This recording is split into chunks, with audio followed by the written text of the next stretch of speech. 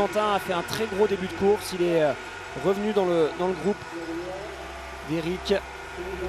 Allez, tout de suite, on peut avoir des changements.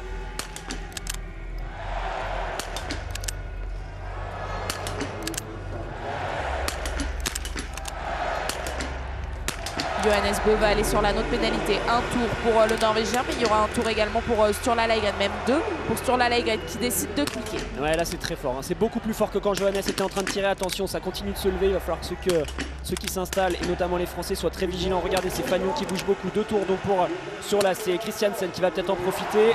Très gros coup de la part de Vetle Christiansen qui va ressortir, si ce n'est en première position, du moins dans les skis de Johannes Bö. Non, c'est bien Christiansen qui sera devant, mais Johannes Bö sera juste dans ses skis. On surveille le tir bien sûr de notre équipe de France. Et le plein pour Eric Perrault, lui aussi, qui va gagner l'occasion de se replacer parce que Sturla Leigren repart pour un tour. C'est très bien fait de la part d'Eric. Dommage pour Quentin qui va partir deux fois à la faute après un excellent premier tour. Ça va certainement être dur à encaisser pour lui. Ils avaient pour l'instant apparemment tous bien cliqué, d'après ce que nous fait remonter Tanguy. Emilien passe à côté.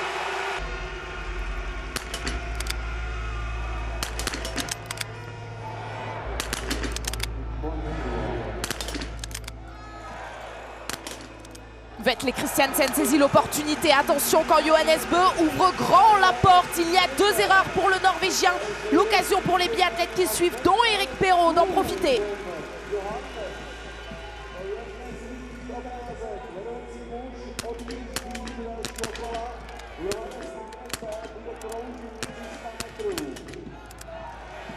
Attention parce que ça enchaîne. Tarier est en train de réaliser un gros coup, tout comme Samuelsson. Et tout comme Johannes Dahle, malheureusement, Eric Perrault va perdre cher sur ce deuxième tir parce que les trois biathlètes avec qui il était précédemment vont eux pouvoir ressortir sans aller sur la note pénalité. Et vous l'avez vu avec ce dossard distinctif de leader du général, du classement de la poursuite et également du champion en titre. Johannes Bö a bien réussi à recoller le groupe de son frère. Là c'est tirable, ça peut le faire et essayer de rester en tête avant d'aller aborder le dernier tir.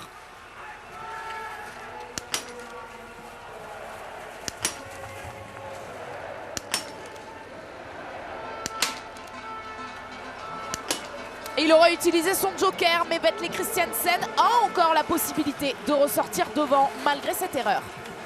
Ouais, quoi qu'il arrive, même s'il y en a un qui va faire un sans faute, ils seront quasiment ensemble. Pour l'instant, on est toujours avec des fanions, vous le voyez, qui ne bougent pas trop.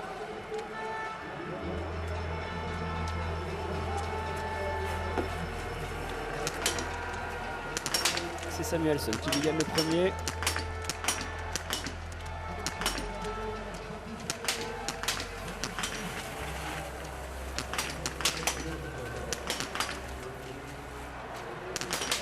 C'est Johannes Bö et Tarier Bö ensemble, les deux frères qui vont pouvoir aller chercher pour l'instant les deux places encore disponibles sur le podium.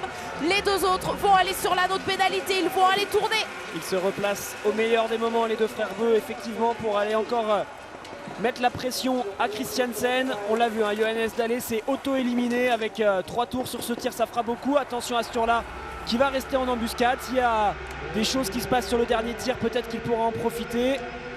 On est encore en dessous des 40 secondes de retard pour Sturla.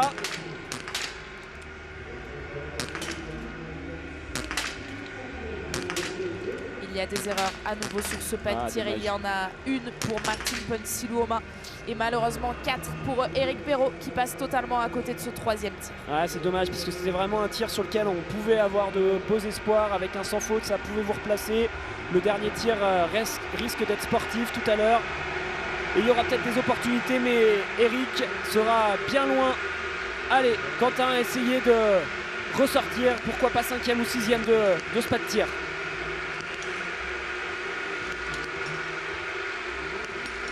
Il est exigeant ce pas de tir, c'est difficile pour notre équipe de France. Quentin Fillon-Maillet lui aussi va partir à la faute, tout comme Endre Stromsheim. Lucas Hofer réalise le plein et c'est là qu'on mesure d'autant plus l'énorme performance, Alexis, de Tarier Bö, toujours à 15 sur 15. Mais Tarier Bö, il a vraiment pris le temps sur le pas de tir, on l'a vu ralentir. Et le 15 sur 15 aussi pour Fabien Claude. Et bien voilà, on parlait de performance majuscule. En voici une autre. Tariebeu et Fabien Claude sont parmi les seuls à avoir réussi cette énorme perf, également celle de Lucas Hofer. Et forcément, ça a fait des belles remontées, hein. On voit, il y a beaucoup d'erreurs sur le pas de tir aujourd'hui. Les Français, en tout cas Quentin et Eric, sont passés complètement à côté. Et puis bien sûr le vent qui est difficile à anticiper. Un coup c'est fort, un coup ça se calme. Jusqu'à présent, ces trois-là, ils ont eu des conditions plutôt favorables.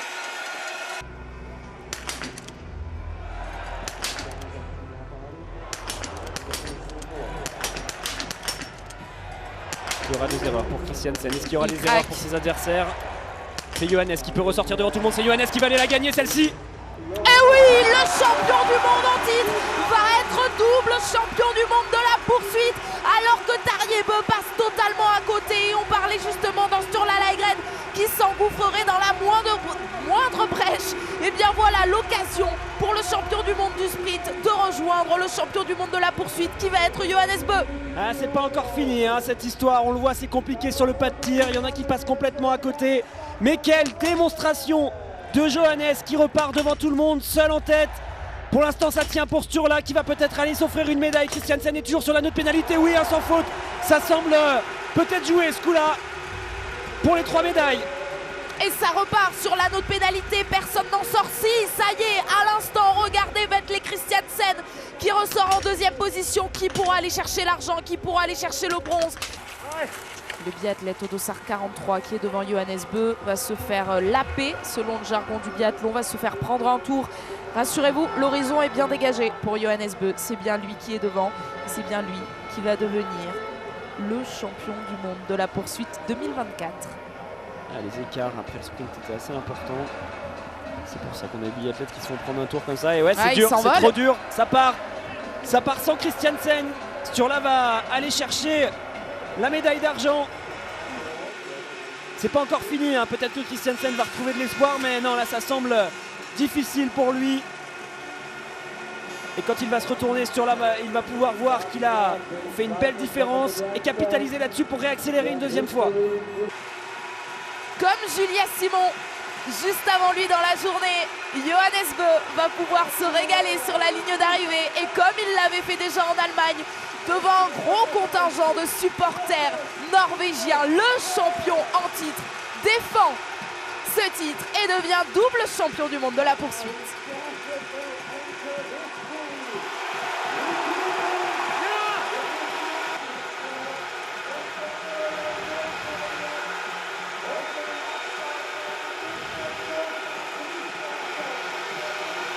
Quelles sont dures ces images de Vetle Christiansen qui semble même avoir toute la peine du monde à lever le bras pour saluer les supporters. Il va chercher une nouvelle médaille de bronze et cette 3e place, alors que la 4e sera pour Johannes Dahle, un quadruplé norvégien.